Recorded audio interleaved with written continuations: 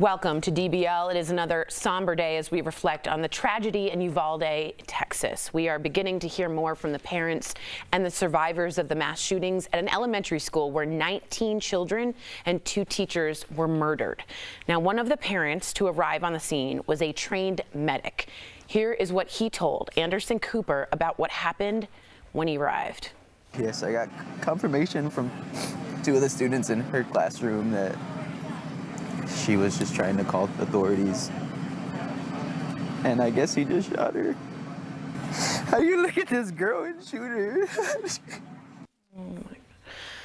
We are also hearing from a fourth grader who took cover with some of his friends when the gunman stormed into his classroom. Now his face is not being shown. Take a look. He came in and he crouched a little bit and he said it's time to die. When he shot, it was very loud and it hurt my ear. When I saw the bullets on the floor, it was real. I told my friend to hide under something so he won't find us. I was hiding hard and I was telling my friend to not talk because he's gonna hear us. When one of the persons in my class said help, the guy overheard and he came in and shot her. It was time to die. It's so interesting to me. We've left it up to these kids to defend for themselves. I was talking to our new wardrobe stylist, and she said the kids are sometimes handed out lollipops during the drills so they can't scream or yell. They learn to be quiet. Oh, that's a good tactic, Lindsay. Did you learn that in school? No, I mean, I'm watching this video, and in addition to trying to comprehend what the families who actually lost people are going through, I heard earlier on a news report that some families that have surviving kids that had more than one children and one of them died, they're going to counseling that's being offered at a location so they can learn how they're supposed to tell their other kids they'll never see their brother or sister again.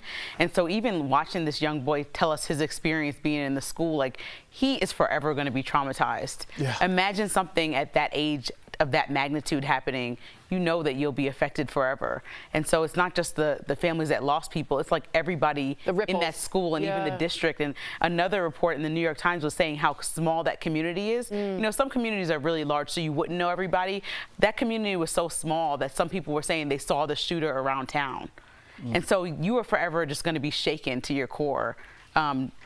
Not feeling safe in somewhere that's supposed to be a small town where you grew up, lived, and it's supposed to, other than this incident, be a happy place. A sanctuary almost. And Al, what she just said too is like what he heard, the word help, then the shots, then the sound of the bullet that hurt his ear. He will be triggered, and no, I didn't mean to use that word, but by all those sounds the rest of his life. Right, yeah. And I mean, this is, you know, what I heard rather than that young man you know, his incredible testimony was just, I heard really just the crumbling of a society. Yeah. I think it started, you know, with kind of political back and forth. And Lindsay, you know this better than I because you covered news. But, you know, it kind of started back and forth, you know, left against right. And now here we are in 2022. People call people pedophiles online if they disagree with your policy statements. You know, people fight for guns more than they'll ever fight for this young man, more than they'll ever fight for anything that could help the actual citizenry. Yeah. It's so interesting that everything that we were worried about actually came true, and we just now live in it. We're just living in this alternate timeline where somebody that we know will send their kid to school and their kid will not come back. And we have a protocol in place for that. No different than if we have a protocol for if the sprinklers come on here. Yeah, it's the norm. It's really the crumbling of society, and I'm sad. I know I seem emotionless, but I've seen this coming every single day on this show. And I think we're getting towards the end now. Like, people aren't even shocked anymore. That little kid wasn't even Did you shocked. hear his voice? Very flat affect. You were more surprised than he was. I was. You're absolutely right. I want to get to this because we were texting earlier even about this. Today, the police are facing tough questions about why it took so long for them to storm the school and stop the shooter, who had barricaded himself in a classroom. Officials are saying it took between 40 minutes and an hour before a tactical team took him down. But even that timing is now being questioned. This video has gone viral. Now it's showing parents begging first responders to let them enter the school and get their kids. One person was even pinned down on the ground. You can hear them asking officials, why are you not going inside? In addition to all that, there are reports that police did enter the building to get their own kids.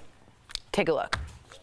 So what we do know, Vanessa, right now that there was some police officers, families trying to get their children out of the school because it was an active shooter situation right now. It's a terrible situation right now.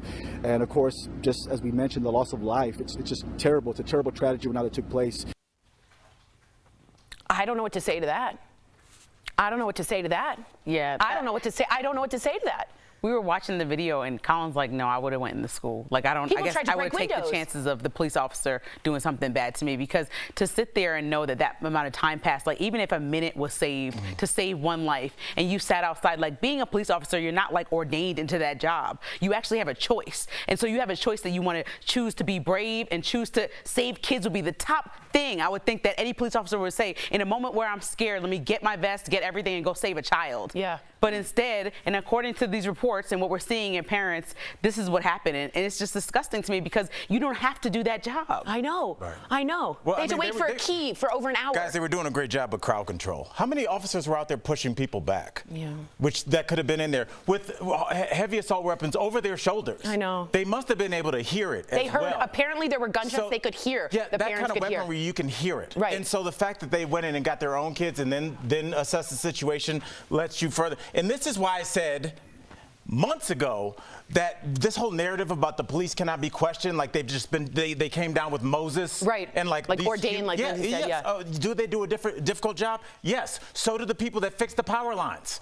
You're allowed to question people, and when you don't, you know who else got questioned? The cops at Parkland, who chilled outside, and they were accounted for and found to be negligent in the time that they went in, and they didn't go in because they were scared. Agreed. Because they're people. Right. So be honest about what you are, but don't get tough when BLM protesters are walking down the street, and then all of a sudden now it's like, hey, we can't go in there. Now Right. we're following protocol. Right. And also, let me know when you say good guys with guns can save a situation, they didn't hear. Yeah, We'll be but right they back. did great crowd control. Maybe we'll change that. Yeah, maybe we'll change that saying. narrative. Yeah, we'll be right back.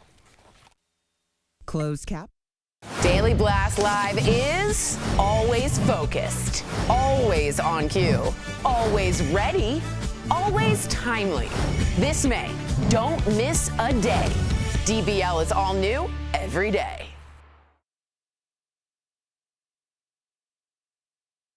Response times here. So, in full disclosure, I asked this question earlier this morning because I saw a documentary about the Pulse nightclub shooting in Orlando. How many? You have to go back a little bit to remember all the murders. But I remember they said the police delay there was hours, I believe. Have the first question Hours. for And so Parkland, they were trying to be negligent, but you were saying. So after Columbine, the government came up with like a set of regulations for response. For Janine, sorry, you have Janine. The next question for Janine. Yes. The second You're number question. 2. And then Tori, you have number 3. You will toss to Assad again. Oh, it says You will question play it. Tori Alfred. That's wrong. So basically what it comes down to is after Columbine, they set up a response system for school shootings and how quickly police need to respond to those sorts of situations. But it's still obviously not doing great. And a lot of, I looked up Newtown also, just because I kind of wanted to see talking about? I'm with so sorry to Sandy Hook. Police response. I see, yeah, sorry. But, I mean, first of all, it takes them too long with the volume of calls to get to anywhere. You know they were before there though, 18 right? minutes. He, Oh yeah, no, he they were encountered there. police officers Yes. the entire time. They chased him. The man, towards yeah. the school. They were injured. He shot at 2 of them. So there were people on scene that were police. And there have been protocols put in place after Columbine, so there are things that they're supposed to be doing. Yeah. So it's just a. There should be a federal sort of investigation into that police I was force. watching a How many Dallas people news do you report. think? I was watching a Dallas news report, and a classmate of the shooter was saying he was actually a bully. So I don't know where this narrative keeps coming out, and that he hurt animals, and so there's 2 stories against each other. But it's like, where's this bully narrative? Do you coming remember from? the kid from Michigan? No, there will be a federal investigation. Yeah, but this time it's in Texas.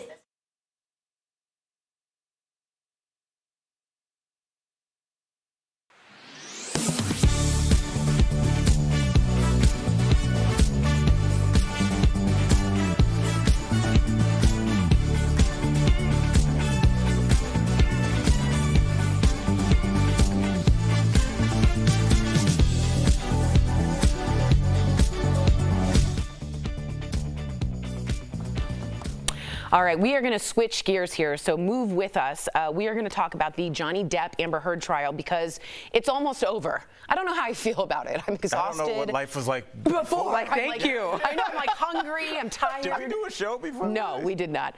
Closing arguments are expected to happen tomorrow. Lawyers on both sides are pulling out all all the stops, bringing multiple witnesses to the stand over the past couple of days. One of the biggest names on that list that we've been looking forward to seeing is Johnny's ex-girlfriend, Kate Moss. Now, the model joined via Zoom, and to help make sense of all of the testimony, a crowd favorite, everyone loves her. Please welcome our favorite body language expert who spent 18 years as an investigator with federal law enforcement. She's also CEO of the Body Language Institute. Janine Driver, everybody. Janine, welcome.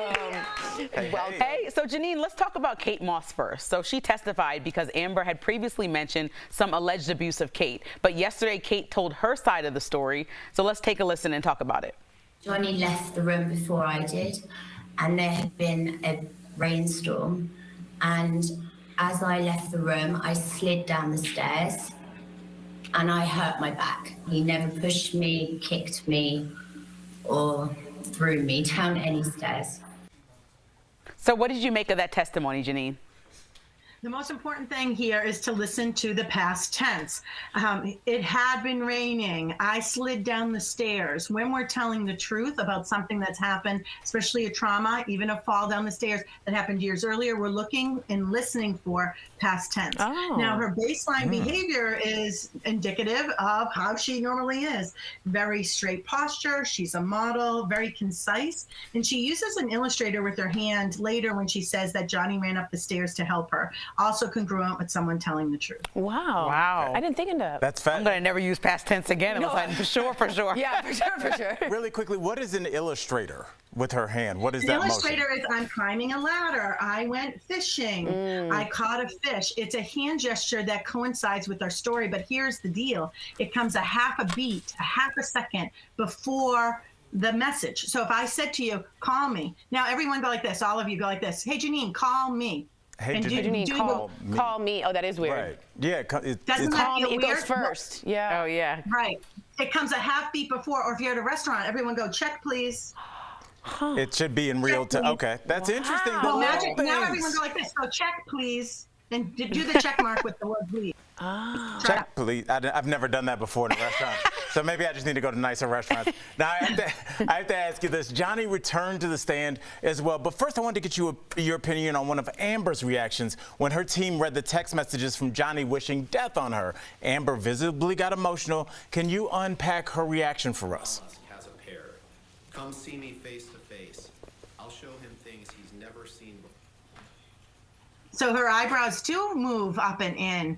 That's interesting because when we had all this dramatic sadness happening on the stand, and she was crying but breathing in instead of breathing out, and her inner eyebrows right here, right on this inner part, are slightly moving together and up. When people fake sadness, they think fake sadness is this, and the eyebrows are down, but that's how we can tell, the trained experts, that someone is faking. Just the way Dr. Curry can tell there's a system of telling how someone is faking an illness or a mental diagnosis by asking a series of questions. In body language, there are very distinct muscle movements. There's 42 muscles in the face that move in a combination of ways that indicate happiness, sadness, fear, surprise, anger, contempt, and disgust. 7 universal emotions. There's way more than that in the world, but these 7 we have common. Whether we're from Russia or we're from Dubai or we're from California or the Midwest of the United States. That is so interesting.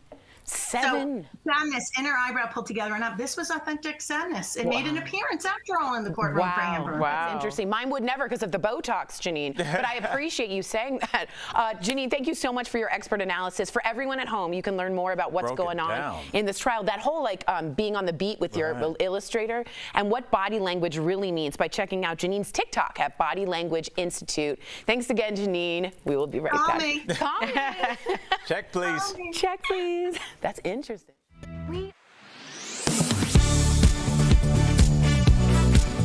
With summer right around the corner, more people are running to the thermostat to cool down their home. But what are the best ways to save on your energy bill? Let's verify.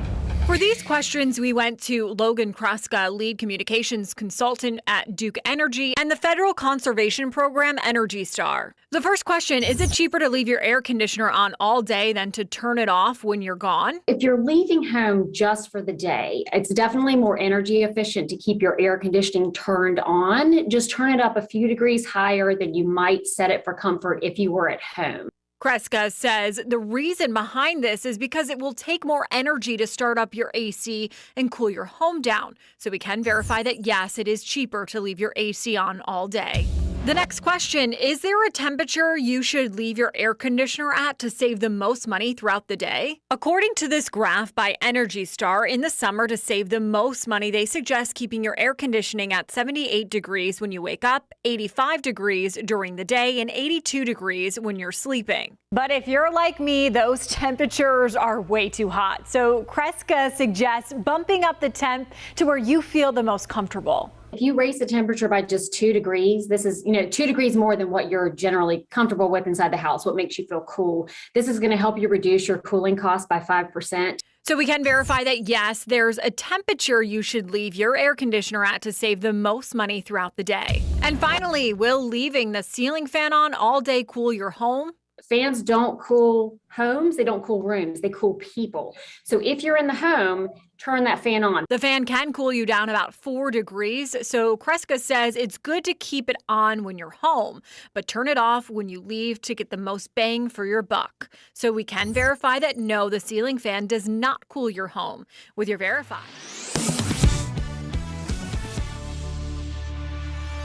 He protects the world, leads a motorcycle club, and is now a cartel boss. But will we ever see Ron Perlman in a comedy? I say we should. Earlier, we talked to him about his comedic roots. Check it out. Ron My Perlman, man, yes. welcome to DBL. All things to all people.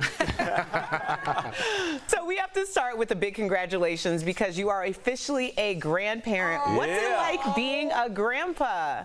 I had forgotten I was a grandpa. I better check in with the kids. I never thought that I needed grandkids until my son told me that he and my daughter-in-law were about to have one. And so I suddenly got incredibly excited. And since he's now come into the world and become a reality that you can look at and hold and touch and imagine years and years and years of me corrupting him. It's been quite trippy and quite wonderful, yeah. I love it. I love it too, Ron. Congratulations. But let's get to your career a little bit now because you're not afraid of doing your own stunts. I want to know, Ron, what's the worst injury that you ever had doing one of these stunts? Usually in movies, you jump onto a train that's either going past you sideways or you're catching up with it and jumping onto the back of it. I, being Hellboy, with, a limited skill set, jumped onto a train as it was coming toward me. And I hit my rib cage and cracked a couple of ribs, and you could see tears just coming down my eyes. There was nothing emotional happening. It was all purely, what a completely rookie move that was. Now, I want to talk about your new role because you play a ruthless cartel boss in the new film, There Are No Saints. Now, how did you prepare for this role? Like, did you research any cartels and were they cool with that? Yeah, watch out. I just called all my dealers, that, what would you do in a situation like this? And, I got a lot of feedback. No, I mean, you just, I don't know. I mean, it's kind of like alchemy when you are offered something that you don't really have a frame of reference for real, but you've heard enough news about it and you've watched the impact that they've had on society. And that's what the actor has to do, is get in touch with those facets of himself that are a little bit more ruthless than he normally is, a little bit more craving of power than he normally is, a little bit more cold-blooded, etc. And that's the job. Well, Ron, speaking of different facets, I mean, you are funny. Your dry sense of humor is cracking me up. I did not expect this. So you always play the tough guy. Does it bother you that you are always that sort of character? Do you want to be in a comedy now that you have a grandkid, maybe in animation? I do a tremendous amount of animation. I do a lot of Saturday morning cartoons, have done since the early 90s. I've done a couple of big animated movies. I love doing that stuff. And then when comedy comes around, I usually have to work for free because nobody believes that's my wheelhouse. My first ever appearance on stage was trying my hand at stand-up, which didn't work out so good. So I went scripted, just to find something I could hide behind.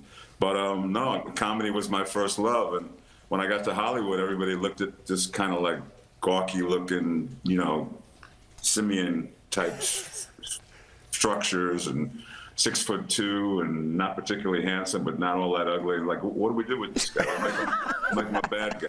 I see a comedy duo between you and Will Ferrell. I think you, because you look similar. I'm putting it out there, Ron. I could be your agent. We're putting it in the universe. Okay. Let me know what he says. I'm sure. Stay by the phone and give me a call. I will. All right. Ron, thank you so much for joining us here in DBL. To our viewers, There Are No Saints hits select theaters May 27th. Look for a comedy with him in it in the near future, we hope. We'll be right back. Thank you, Ron. Step Brothers 2. Rom-com. Yeah, I like that. The Other Brother. See you guys. Thank you. Promotional consideration is brought to you by... On May 24th, 19 children and 2 teachers were shot and killed at Robb Elementary School in Uvalde, Texas, 85 miles west of San Antonio. According to Lieutenant Christopher Olivares of the Texas Department of Public Safety, the 18-year-old gunman was shot and killed by law enforcement. It's the 27th school shooting in the U.S. this year and the country's deadliest since December 2012, when a gunman killed 20 children and 6 adults at Sandy Hook Elementary in Newtown, Connecticut.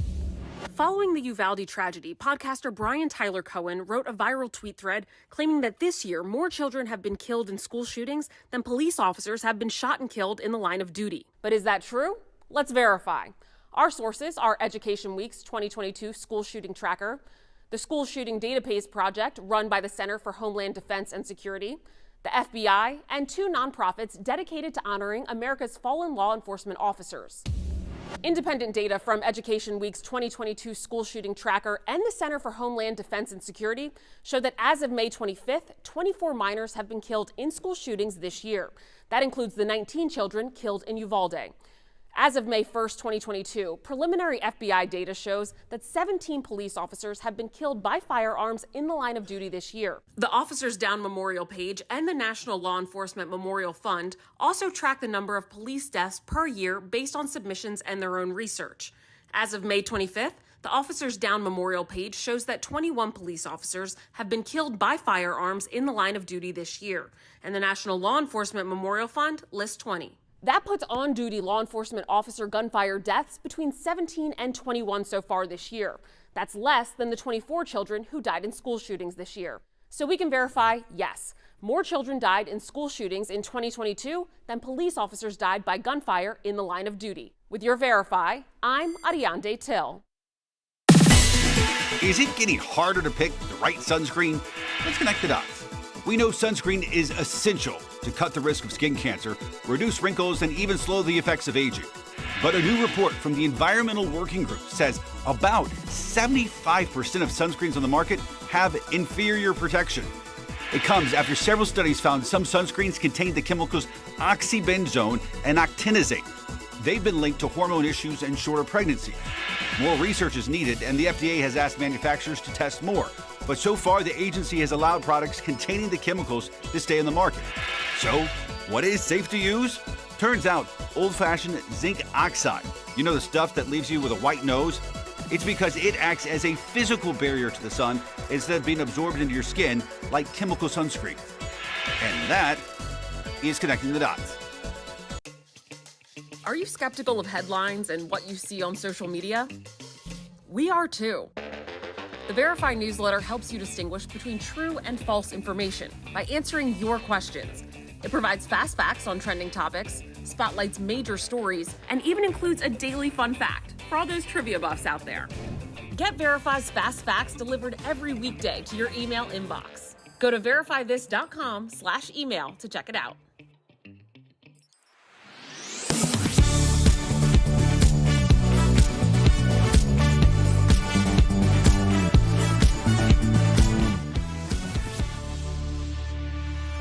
Can you believe summer is almost here? I didn't need to tell my body that. We've got some summer essential deals for you today. Check them out. It's summer. Steph, what do you have for us today? First up, we've got the Polar Pack printed backpack cooler with a front pocket. So this deal includes one pack. These backpacks are fully insulated and they allow you to carry your favorite foods and beverages around all day whilst keeping them cool. So normally these are $40. We are selling them for you guys for $17, which means you are saving 58%. Now, Tori, this next deal is a must-have. We've got a 2-pack of reverse umbrella compact umbrellas. So the deal includes 2 umbrellas. It's got a double layer canopy and an inverted design, meaning it closes away from you. Oh, wow. To ensure that you stay dry all of the time. So normally they're $40, so they're $20 each for each umbrella. Okay. But right now it's $20 for the pair. For both of them? For both of them, Tori, which is saving 50%. We've got the Jazzcool Premium 20 level deep tissue percussion massager. So this deal includes 1 percussion massager and 6 different attachments and a storage case. So it's got 20 different speeds, so you'll feel in control using it, helping increase your blood flow and circulation, and which will increase your overall flexibility. So normally this is $130, but we've got it for $39. That's 70% off. And for our last product today, we've got Measurable Difference Ultrasonic Beauty Massager.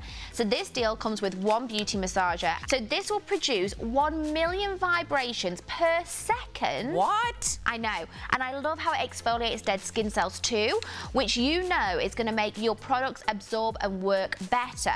So normally this is $50. Okay. But we've got it for only $15. 15! Which saves everyone 70%. Head on over to morningsave.com to snag these amazing deals at the lowest prices. You can even go ahead and scan that QR code on screen and it will take you directly to these products on Morning Save's website.